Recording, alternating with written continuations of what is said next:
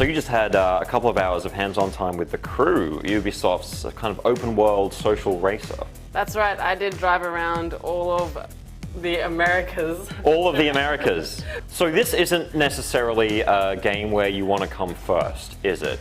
No, I mean, like, there are factions that are present in the game, and when you're part of your crew, or the crew, you kind of, you help each other. Although that being said, a lot of it was spent accidentally crashing into each other and hindering each other during races. Accidentally. So in the crew, when we were doing like the crew versus crew races, it was like a 4v4 race, and it wasn't necessarily like the person who came first meant that their crew would be coming first. It was a point-based system. So we had a case where, someone in my crew came first, but someone in our rival crew, they placed someone placed second and someone placed third and fourth. So they actually beat us overall in the race because they accrued more points. And you've got this constant sort of positive reinforcement with these points coming in that you're getting not just for being in the lead or drafting. You're still like, what are you trying to do? Are you trying to run them off the road? Are you trying to just drive recklessly? Well, it depends. There's lots of different races. So we did performance races and off-road kind of dirt bike kind of style, dirt track style races as well.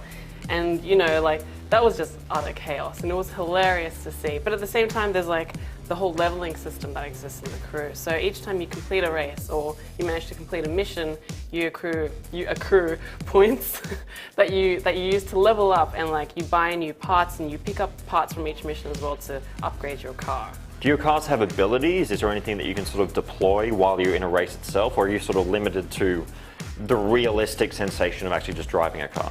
Well, I wouldn't say abilities is the correct term. So we had a developer walk us through, what they were going for, and he said they actually had similar to an RPG. They had item slots in for the car. So you know how in RPGs usually have a helmet slot, an armor slot, a hand slot, etc. They had all those, but in the car. So it was So your car has an inventory. Yeah, you could say it's something close akin to that. Tuning and customizing your cars is a very key element of the car experience. I want to be unique, I want to create my car.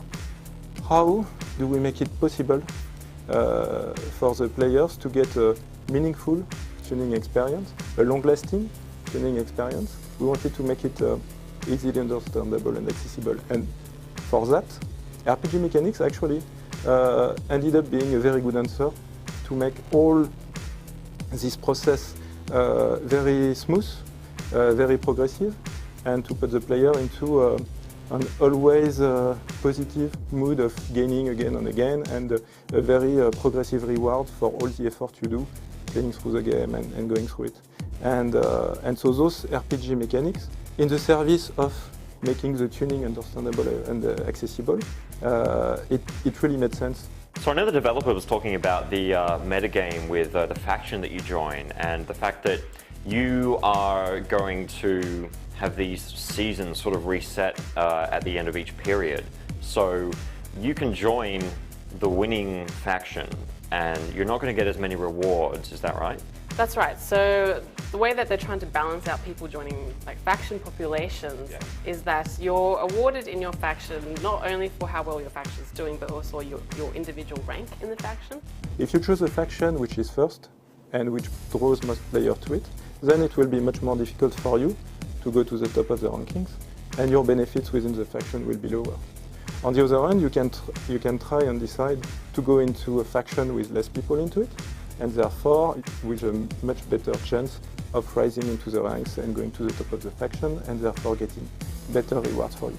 So we try to automatically balance this possible unbalance by actually making it possible for you to get different rewards depending on the faction you choose and the risk you take. So when you're actually in a race, you're not actually limited to the road itself. You can just veer off and go cross-country, can't you? Not necessarily. If you're in a mission type race, you do have to follow the track, and if you veer off course, then you will be, you won't be winning the race anymore, so there's no purpose for you there's no reason for you to veer off course and ignore the race altogether. When you join into a mission, you need to complete it to be able to reap the reward. But when you're free driving, of course, you can just like go anywhere you want and do whatever you want. Were there any civilians on the road that would sort of like jump out of the way of the car, or did you never see another person? Oh no, there were plenty of civilians. I mean, like LA was like a living, breathing hub. Although I couldn't kill any pedestrians as much as I tried, they seemed to be pretty invincible. Yeah.